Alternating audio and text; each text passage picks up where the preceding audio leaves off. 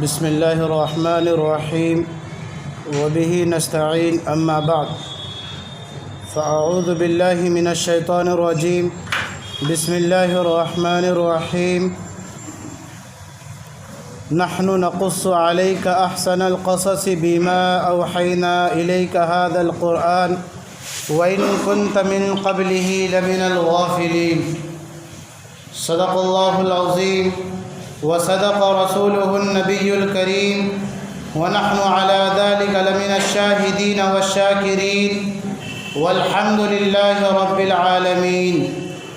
اللهم صل على سيدنا محمد في أول كلامنا. اللهم صل على سيدنا محمد في أوسط كلامنا. اللهم صل على سيدنا محمد في آخر كلامنا. معزز سامعین کرام، بزرگان اسلام اور میرے عزیز دوستوں اور بزرگوں، جب حالات بہت زیادہ بگڑ جاتے ہیں، صبر کا پیمانہ لبریز ہو جاتا ہے، پانی سر سے اوپر بہہ جاتا ہے، تو حالات میں گھرا ہوا انسان اور حالات میں مبتلا رہنے والی قوم کا ایک ایک فرد تلاش کرتا ہے ایک ایسے انسان کو جو انسان اس کی رہبری رہنمائی کرے، تلاش کرتا ہے ایسے اپنے ایک قائد کو کہ جو قائد اسے انگلی پکڑ کر کے اسے سیدھی راہ پر لے آئے. اور کبھی ایسا بھی ہوتا ہے، ایسے مشکل ترین حالات میں، ناگفتہ بھی حالات میں، اگر ملک کے کسی کونے سے قوم کا اگر کوئی فرد کوئی سچی اچھی پکی بات اگر کرتا ہے تو لوگوں کا ذہن جاتا ہے کہ شاید یہ ہمارا قائد ہے، شاید اس کی باتوں کو مان لینے سے ہم منزل مقصود تک پہنچ سکتے ہیں. اسی طریقے سے کچھ دن کے بعد کہیں اور سے اگر کوئی مینڈک پھدکتا ہے اور وہاں سے اگر کوئی دو چار باتیں کرتا ہے تو لوگ سمجھنے لگتے ہیں کہ شاید یہ بھی ہمارا قائد ہے. پھر ہوتا یہ ہے کہ نہ وہ بندہ گھاٹ کا رہتا ہے، نہ اپنے گھر کا رہتا ہے، نہ خدا ہی ملا نہ وصال صنم، نہ ادھر کے رہے نہ ادھر کے رہے ہم. بالکل اسی طریقے سے دور حاضر میں ہندوستان کے لوگ بالخصوص اور عموماً پوری دنیا کے مسلمان لوگ جن حالات سے دو چار ہیں، دنیا کے کونے کونے سے، خطے خطے سے سارے انسان یوں منہ اٹھا کے ہیں کہ شاید ہمیں کوئی رہبر مل جائے، شاید ہمیں کوئی قائد مل جائے، شاید ہمیں کوئی لیڈر مل جائے کہ جس کی بات پر ہم لبیک کہہ کر کے منزل مقصود تک پہنچ سکے.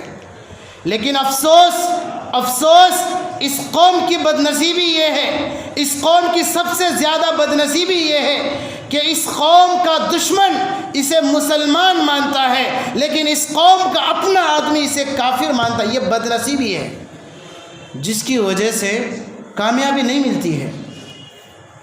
اور یہی ایک وہ سوال تھا کہ آج ہمیں جس قائد کی ضرورت ہے، آج ہمیں جن پیغامات کی ضرورت ہے، جن احکامات پر عمل کرنے کی ضرورت ہے، میں اسی سوال کو آپ کے سامنے رکھ کر کے سورہ یوسف کا حوالہ دے کر کے میں ان تمام حالات کو سامنے رکھ کر ان تمام حالات سے متعلق جتنے بھی سوالات ہیں، ان تمام سوالات کے جوابات کو میں آپ کے سامنے سورہ یوسف کے واقعات سے نکال کر آپ کے سامنے پیش کرنے کی کوشش تقریباً 2 ہفتہ سے کر رہا ہوں.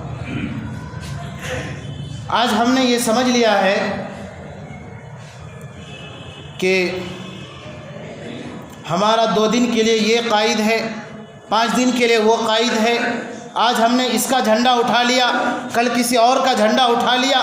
افسوس کی بات یہ ہے کہ وہ قوم جس قوم کا لیڈر شروع سے لے کر کے آخر تک متفق علیہ حضور صلی اللہ علیہ وسلم ہے، جس کے بارے میں قرآن نے ڈنکے کی چوٹ کہا ہے، ما علم وما محمد الا رسول، کہ رسول صلی اللہ علیہ وسلم، یہ 22ویں پاری کی آیت ہے، ذہن سے آیت نکل رہی ہے جس کا میں مفہوم اور ترجمہ بتلا رہا ہوں کہ اللہ تبارک و تعالیٰ نے فرمایا کہ قیامت تک کا آنے والا جو آخری انسان ہے سب کا متفق علیہ لیڈر حضور صلی اللہ علیہ وسلم ہے۔ مسلمانوں، اگر آپ مشکل ترین حالات سے گزر رہے ہیں تو کبھی اس نوجوان کو دیکھ لیجئے کہ جو مکی کی سخت ترین گرمی میں شعیب ابی طالب میں مقید ہے، قید ہے، وہ بھی ایک حالات سے گزر رہے تھے۔ تو آج ہمارے سامنے جو آئیڈیل ہونا چاہیے تھا، جس کو ہمیں نمونہ بنانا چاہیے تھا، ہم نے نہیں بنایا۔ اور میں نے کئی شروع سے یہ کہا ہے کہ مسلمانوں سے بہت شروع سے یہ غلطی ہوتی آ رہی ہے کہ جب بھی جیسا بھی جس طرح کا بھی کوئی مصیبت آ پڑی ہے مسلمانوں پر تو انہوں نے ان تمام مسائل کا حل قرآن سے تلاش نہیں کیا۔ شروع سے غلطی ہوئی، کہتے ہیں کہ وہ ایسا کر دیں گے، فلاں ایسا کر دیں گے، فلاں صاحب ایسا کہہ دیں گے۔ بھائی کسی کے کہنے سے کرنے سے کچھ نہیں ہوتا، صرف اللہ کے چاہنے سے ہوتا ہے۔ آپ سورہ واقعہ سورہ یوسف بارہ سن رہے ہیں، حضرت یوسف علیہ السلام کے واقعے کو جو میں نے چھیڑا ہے، اللہ تبارک و تعالیٰ کی پلاننگ کیا ہے کہ ایک وقت ایسا آئے گا کہ حضرت یوسف علیہ السلام کو مصر کا وزیر اعظم بنانا ہے، لیکن کیسے کیسے حالات سے گزار رہے ہیں۔ کنویں میں ڈالا گیا، سمجھ رہے ہیں کہ بھائیوں نے کیا، جی ہاں یہ ظاہری اسباب ہے، ان تمام حالات کا ظاہری رخ کچھ اور ہے اور باطنی رخ کچھ اور ہے، اس کو سمجھنے کی کوشش کیجیے۔ کنویں میں ڈالے گئے، سمجھا کہ وہ مر گیا، ختم ہو گیا، لیکن کس کو کیا معلوم تھا کہ اللہ کا خفیہ پلاننگ نے اسے ڈالا تھا۔ پھر یہ قافلہ گزرا، قافلے نے اٹھا لیا اسے، اور مصر کی غلاموں کی منڈی میں وہ یوسف بیچا گیا، جو بعد میں نبی بننے والا تھا، بعد میں وزیر اعظم بننے والا تھا، بیچا گیا۔ یہ سب اللہ تبارک و تعالیٰ کی خفیہ پلاننگ ہے۔ وَمَكَرُوا وَمَكَرَ اللَّهُ وَاللَّهُ خَيْرُ الْمَاكِرِينَ۔ دنیا والے اپنا مکر کر رہے ہیں، دنیا والے اپنا فریب کر رہے ہیں، لیکن اللہ تبارک و تعالیٰ ان تمام کے مکر کو دیکھ کر کے وہ اپنی الگ تدبیر اختیار کر رہے ہیں۔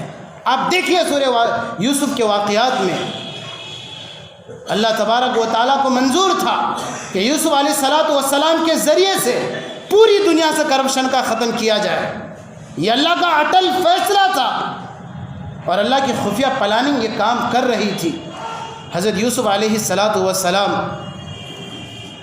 وزیر اعظم کے گھر میں جب پلنے لگے، بڑھنے لگے، تو قرآن کا 12واں پارہ کہتا ہے وَلَمَّا بَلَغَ أَشُدَّهُ، اور جب یوسف علیہ السلام اپنی جوانی کے دہلیز پر قدم رکھا، آتَيْنَاهُ حُكْمًا وَعِلْمًا، ہم نے ان کو علم بھی عطا کیا، نبوت بھی عطا کیا، حکمت کی باتیں بھی عطا کی ہیں۔ وَكَذَلِكَ نَجْزِي الْمُحْسِنِينَ، اور ہم اسی طریقے سے احسان کرنے والے کو بدلہ دیا کرتے ہیں۔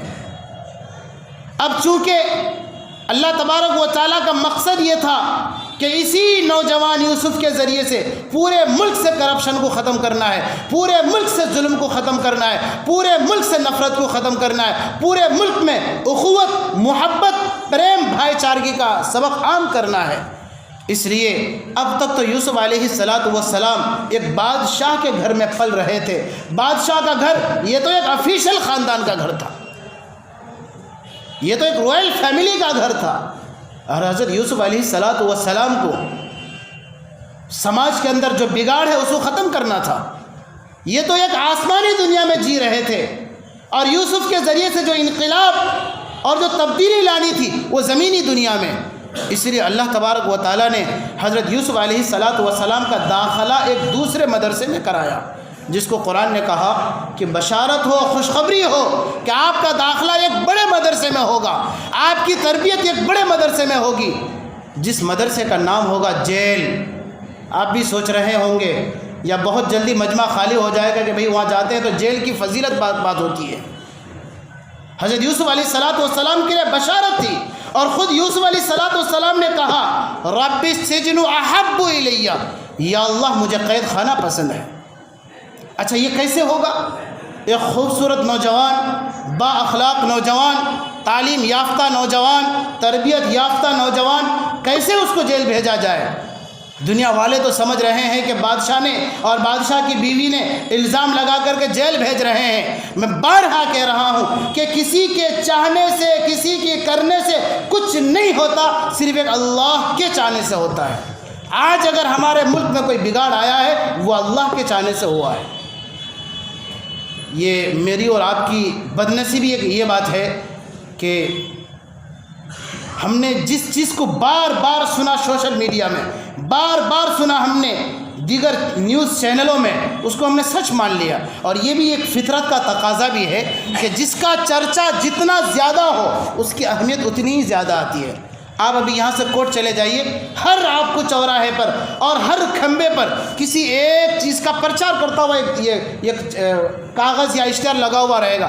بار بار ایک چیز کے پرچار کو آپ دیکھتے جائیں گے تو آپ کے دل میں یہ بات آئے گی، یار یہ کہیں شاید یہ صحیح ہے، شاید اس سامان کو خریدنا چاہیے۔ تو بار بار سازش کے تحت جب ہمیں ایک ہی بات سنائی جا رہی ہے تو جس کی وجہ سے ہمارا ذہن جو اصل میں اللہ کی طرف جانا چاہیے تھا وہاں سے ہٹ کر کے اسباب کی طرف جا رہا ہے۔ حضرت یوسف علیہ السلام کی تربیت دوسری جگہ ہونی تھی، اب کیسے وہ جائے؟ تو قرآن پاک میں اس کا بہترین طریقے سے اس کا منظر کھینچا ہے۔ ہوا یہ کہ وراودته التي هو في بيتها عن نفسه، وزیر اعظم کی وہ بیوی جس کے گھر میں یہ نوجوان یوسف رہا کرتا تھا، غلقت الابواب، تمام دروازے کو بند کر دیا، اور وزیر اعظم کی بیوی کہنے لگی ہیت لک۔ ایک بار آپ پھر دیکھیں گا سورہ یوسف میں 12ویں پارے میں بار بار کہہ رہا ہوں ہیت لک، اے میرے نوجوان آپ میرے اس خوبصورت بدن سے فائدہ تو اٹھا لے، میرے بستر کو گرم کر لے۔ یوسف نے فوراً کیا کہا؟ قال معاذ اللہ، اللہ کی پناہ، انہ ربی، وہ میرا رب ہے، وہ دیکھتا ہے، احسن مثوایا، اس نے میری بہترین تربیت کی ہے، انہ لا یفلح الظالمون، وہ اللہ ظالموں پر کبھی محبت نہیں کرتا، ظالموں پر کبھی اپنی رحمت نازل نہیں کرتا، میں یہ کام نہیں کر سکتا۔ لیکن ہوا کیا؟ وَلَقَدْ هَمَّتْ بِهِ وَهَمَّ بِهَا، عورت نے اپنی طرف سے حملہ کیا۔ قرآن نے کہا وَهَمَّ بِهَا، یوسف علیہ السلام کا میلان بھی ادھر ہونے لگا، لولا ان رأى برہان ربی، اگر یہاں پر اللہ کی مدد نہ ہوتی تو بہت ممکن تھا کہ حضرت یوسف علیہ السلام پھسل جاتے۔ یہ میں اپنی بات نہیں کر رہا ہوں، نبی کی شان میں گستاخی، وہ کافر ہو جاتا ہے، قرآن کا ترجمہ کر رہا ہوں۔ وَلَقَدْ هَمَّتْ بِهِ، یوسف علیہ السلام کی طرف عورت بڑھی، وَهَمَّ بِهَا، اور یوسف کا میلان بھی ادھر ہوا، لولا ان رأى برہان ربی، اگر رب کی طرف سے یہ دلیل نہ آتی، رب کی طرف سے مدد نہ آتی تو ممکن تھا کہ یوسف بھی پھسل جاتے۔ یہاں پر رک کر میں ایک دوسری بات بتلاؤں، جب انسان رمضان کے مہینے میں روزہ رکھتا ہے، شدت کی پیاس لگتی ہے، سامنے بہترین ٹھنڈا پانی رکھا ہوا ہو، کبھی نہیں پیے گا، لیکن میلان جاتا کہ نہیں جاتا ہے؟ ٹھیک اسی طریقے سے نبی سے غلطی کبھی نہیں ہو سکتی، لیکن نفس کے تقاضے کے اعتبار سے قرآن نے کہا کہ میلان ہوا تھا، لیکن اللہ نے بچا لیا۔ بہرحال اس سے آگے دیکھیے، حضرت یوسف علیہ السلام نے دیکھا مسئلہ تو بڑا ٹیڑھا ہے، وَاسْتَبَقَ الْبَابَ، یوسف علیہ السلام دروازے کی طرف آگے بڑھے، سارے دروازے خود بخود کھلتے چلے گئے۔ وَأَلْفَ يَا سَيِّدَهَا لَدَى الْبَابِ، جب یوسف علیہ السلام آگے بڑھے، ان کے پیچھے وزیر اعظم کی بیوی دوڑ لگائی تو سامنے دروازے کے پاس وزیر اعظم بادشاہ کھڑا ہوا نظر آیا۔ اب کیا ہوگا؟ بادشاہ نے تو دیکھ لیا اس منظر کو، اب دیکھیے عورتوں کی چال کو دیکھیے۔ فوراً وہ بادشاہ کی بیوی کہنے لگی، قالت ما جزاء من اراد باہلک سوء، بادشاہ نے دیکھا کہ یوسف آگے دوڑ رہے ہیں، ان کے پیچھے ان کی بیوی ہے، تو بادشاہ نے یہ سارا منظر دیکھنے کے بعد یوسف چپ چاپ کھڑے ہو گئے، لیکن بادشاہ کی بیوی فوراً کہتی ہے ما جزاء من اراد باہلک سوء، اے میرے سردار، اے میرے شوہر، اے میرے بادشاہ، اس کی کیا سزا ہونی چاہیے جس نے آپ کی بیوی کے ساتھ غلط کرنے کا ارادہ کیا؟ فوراً بدل گئی۔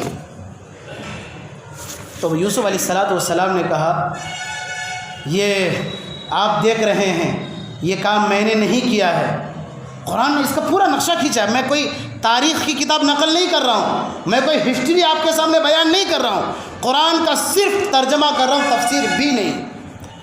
بہرحال وقت مختصر کر رہا ہوں. تو یوسف علیہ السلام نے کہا میری کوئی غلطی نہیں ہے, میں نے کچھ نہیں کیا ہے. پھر اس کے بعد بادشاہ نے اس منظر کو دیکھنے کے بعد اللہ تبارک و تعالیٰ, یہ سب اللہ کا خفیہ پلان ہے.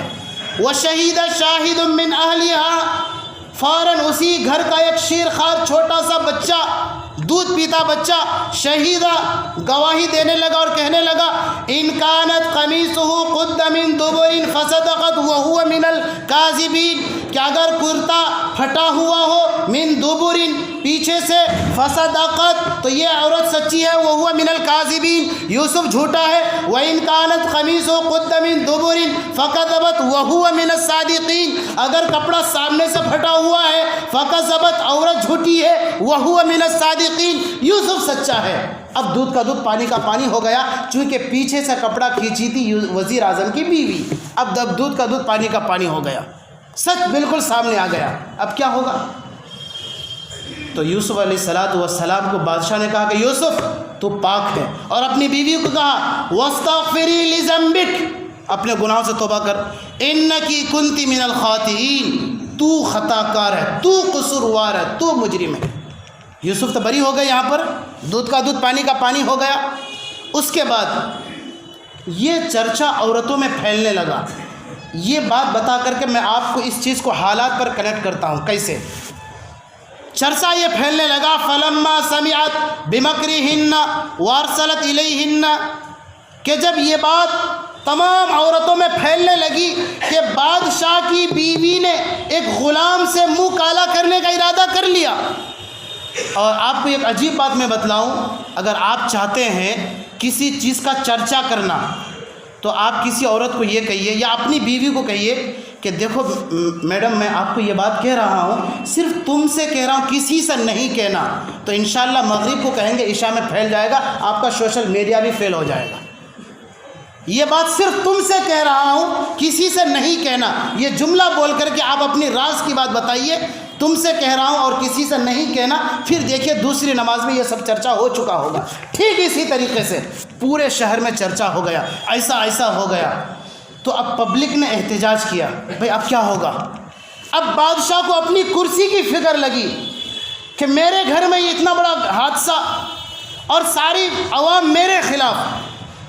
ٹھیک اسی طریقے سے کہ آج جب ایوان میں اس بات کو اٹھایا جاتا ہے, جب اقتدار میں بیٹھنے والے افراد اور احباب سے کہا جاتا ہے کہ جناب یہ کمی ہے, یہاں سدھار کرنے کی ضرورت ہے, یہ پریشانی ہے, ملک تباہی کے دہانے پر جا رہا ہے, تو ان تمام ایشوز سے, ان تمام مسائل سے امت کا, ملت کا, پبلک کا ذہن بانٹنے کے لیے دوسرا ایشوز کھولا گیا. تو ٹھیک اسی طریقے سے جب پبلک نے وزیر اعظم کی بیوی کے بارے میں چرچا کیا تو اب وزیر اعظم پریشان کہ کل ہو کر کے میری کرسی کا مسئلہ ہے. اس لیے وزیر اعظم نے یہ کہا کہ بھائی یہ جتنا الزام آیا ہے, کل تو دودھ کا دودھ پانی کا پانی ہو گیا تھا, ایسا کرتے ہیں یہ سارا الزام یوسف پر تھوپ کر اس کو جیل میں بھیجتے ہیں تاکہ میری کرسی بچ جائے. اور آپ یہ بات یاد رکھیے, پبلک جس بات پر اتر جاتی ہے تو حکومت کو نہ چاہتے ہوئے بھی وہ کرنا پڑتا ہے. قرآن نے بتایا, آپ دیکھ لیا ابھی آپ نے واقعہ. وزیر اعظم یہ ہرگز نہیں چاہتے تھے کہ یوسف جیسا پاک باز, تربیت یافتہ, خوبصورت لڑکا جو بہترین طریقے سے خدمت انجام دے رہا ہے وہ ہمارے گھر کو چھوڑ کر کہیں اور چلا جائے. یہ بادشاہ ہرگز نہیں چاہتے تھے, لیکن پبلک کا ایسا دباؤ تھا کہ جس کی وجہ سے ان کو مجبوراً یہ فیصلہ لینا پڑا. تو میں اشارے سے آپ لوگوں سے, اور اگر میری آواز کہیں اور تک جاتی ہے تو میں اشارے سے پوری ملت سے یہ پیغام پہنچا دینا چاہتا ہوں کہ آپ کی آواز میں دم ہے, قرآن کہتا ہے, میں نہیں. آپ اپنی آواز کو جاری اور باقی رکھیں, اللہ آپ کو سلامت رکھے. تو بہرحال اب کیا ہوا, اب جب الزام ان پر آنے لگا تو یوسف علیہ السلام کو نہ چاہتے ہوئے بھی, پبلک تو نہیں چاہتی تھی لیکن پھر بھی یوسف علیہ السلام کو بھیج دیا گیا جیل. ثم بدا لہم, پھر حالات بدل گئے, ماحول جیسا تھا ویسا نہیں رہا, حالات ان کے لیے دیگر گو ہو گئے. چلے گئے جیل. ودخل معه السجن فتیان، اور یوسف علیہ السلام کے ساتھ 2 اور نوجوان جیل گئے.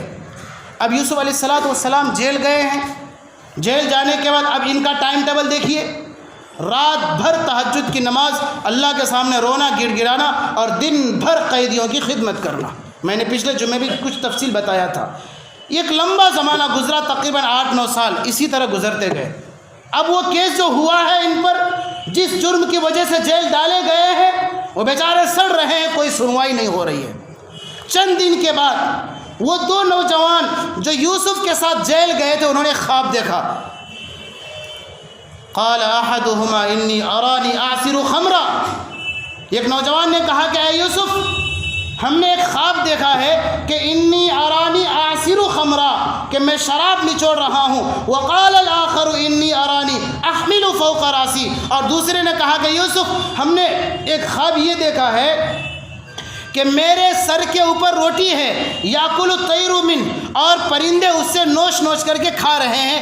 اس کا کیا مطلب ہوتا ہے؟ تو یوسف علیہ السلام نے ان دونوں سے کہا کہ ہاں میں تم دونوں کو تمہارے خواب کی تعبیر بتاتا ہوں، لیکن تعبیر سننے سے پہلے میں ایک پیغام دینا چاہتا ہوں.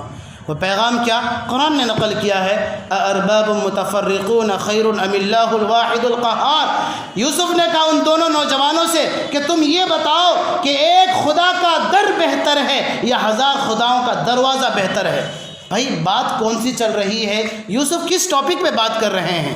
دعوت و تبلیغ کا کام کر رہے ہیں. میں آپ کو یہ پھر بتلا دینا چاہتا ہوں کہ اللہ کا یہ خفیہ پلان تھا کہ سب سے پہلے یوسف سے نفرت ہوئی، جس کی وجہ سے کنویں میں ڈالے گئے، پھر وہاں سے بازار میں بیچے گئے، پھر وہاں سے بادشاہ کے گھر میں آئے، پھر وہاں سے جیل آئے. یہ اللہ کا پلان ہے، اور یہ تربیت سے اللہ تبارک و تعالیٰ گزار رہے ہیں تاکہ کل ہو کر کے ان کو حکومت کے کرسی پر بٹھایا جانا ہے. اور انہیں ان تمام پلیٹ فارم سے گزار کر کے یہ بتانا چاہتے ہیں کہ ہر طرح کے مسائل آ سکتے ہیں، ان کو کیسے ڈیل کرنا ہے. یہ اللہ کا خفیہ پلان ہے. آپ اس کو ذہن میں رکھیں، جو کچھ بھی ہوتا ہے وہ اللہ کے چاہنے سے ہوتا ہے. تو یوسف علیہ السلام نے یہ پیغام دیا. اس کے بعد کہا کہ چلو میں تمہیں تعبیر بتاتا ہوں. یوسف علیہ السلام نے کہا تعبیر یہ ہے کہ تم بادشاہ کی خدمت کرو گے اور تم کو سولی پر ڈال دی جائے گی. چنانچہ وہ بادشاہ کی خدمت میں چلا جاتا ہے اور یہ بندہ سولی پر چڑھ جاتا ہے. جاتے ہوئے یوسف علیہ السلام کہتے ہیں وقال الذی نجا منہما وادکر بعد امہ. یوسف علیہ السلام کہتے ہیں اذکر عند ربک، ارے تم تو جا رہے ہو اس نوجوان سے جو رہائی پا گیا اور بادشاہ کی خدمت میں گیا. تو یوسف نے کہا کہ میرا تذکرہ بادشاہ سے کرنا، لیکن وہ بھول جاتا ہے. پھر ایک وقت ایسا آتا ہے کہ بادشاہ ایک خواب دیکھتا ہے اور بادشاہ کہتا ہے انی ارا 7 بقرات سمان، میں نے 7 گائیوں کو دیکھا ہے، یاکلہن 7 عجاف، کہ وہ 7 موٹی گائے ہیں جن موٹی گائیوں کو پتلی دبلی گائے کھا رہی ہے. کیا اس کا مطلب ہے؟ تو تمام تعبیر بتانے والے علماء کو، اس زمانے کے جتنے بھی پنڈت جو بھی تھے، سب کو اکٹھا کر لیا گیا. کسی نے تعبیر نہیں کیا. وقال الذی نجا منہما وادکر بعد امہ. ایک لمبی مدت کے بعد علماء مفسرین نے لکھا ہے کہ وہ جو نوجوان رہا ہوا تھا، تقریباً 20 کا جو لفظ آتا ہے کم سے کم 3 کو بتانے کے لیے آتا ہے. تو کم سے کم 3 سال کے بعد وہ نوجوان جو رہا ہو کر کے بادشاہ کی خدمت میں تھا، اس نے کہا بادشاہ سلامت، ایک نوجوان ہے جیل میں جو خواب کی صحیح سچی تعبیر بتاتا ہے، اگر آپ اجازت دے تو میں اس کے پاس جا کر کے اس کی تعبیر پوچھوں. تو بادشاہ نے کہا جلدی جا. فوراً دوڑتے ہوئے آتے ہیں. آنے کے بعد وہ بادشاہ کا قاصد کہتا ہے کہ یوسف ہم یہ خواب دیکھا، اس کی تعبیر بتاؤ. یوسف علیہ السلام تعبیر بتاتے ہیں. تعبیر بتانے کے بعد کہتے ہیں کہ دیکھو 7 سال تمہارے بادشاہ کو کہہ دو کہ 7 سال تمہارے ملک میں بہت زیادہ ہریالی ہوگی، خوشحالی ہوگی، پھر اس کے بعد 7 سال بدحالی ہوگی، بھوک مری ہوگی، تباہی مچ جائے گی، تمہارے قوم کے لوگ تباہ ہو کر کے مر جائیں گے، بھوک سے مر جائیں گے. لیکن یاد رکھو میں ایک مشورہ دیتا ہوں، اپنے بادشاہ سے یہ کہہ دینا کہ جن 7 سال میں اچھی پیداوار ہوگی تو ان کے گیہوں کو نکال کر کے وہ جو بالی ہوتا ہے، بالی سے جتنا چاہیے اتنا دانہ نکالنا، باقی رکھ دینا، تاکہ بعد میں جو 7 سال آئیں گے جس میں پیداوار کم ہو جائے گی تو بچے ہوئے کو تب استعمال کر لینا. یہ تعبیر لے کر کے بادشاہ کے پاس آتے ہیں. تو بادشاہ حیران ہوتا ہے، کہتا کہ ارے میرے ملک کا اتنا اچھا آدمی جیل میں سڑ رہا ہے، اسے بلایا جائے۔ فوراً دوڑتے ہوئے آتے ہیں تو یوسف کہتے ہیں کہ جاؤ بادشاہ سے کہہ دو میں جیل سے نکلنے والا نہیں ہوں، مجھ پر ایک کیس ہوا تھا، مجھ پر ایک الزام ہوا تھا، پہلے اس کیس کی سنوائی ہو، پہلے یہ صاف ہو جائے کہ پاک کون ہے ناپاک کون ہے، اس کے بعد میں باہر نکلوں گا۔ تو یوسف علیہ السلام کے کہنے پر وہ آ جاتے ہیں۔ اس کے بعد کیا ہوتا ہے انشاءاللہ آئندہ ہفتہ آپ کی خدمت میں آئیں گے۔ اللہ آپ کو بھی اور ہم کو بھی عمل کرنے کی توفیق عطا فرمائے۔ ایک اہم اعلان ہے، سیکرٹری صاحب کی اجازت کے بعد ایک بارسوئی میں مدرسہ ہے بنات کا، جہاں تک دورے تک تعلیم ہوتی ہے، جامعہ فیضان ولی الہنڈا کھاڑی، وہاں کے استاد آئے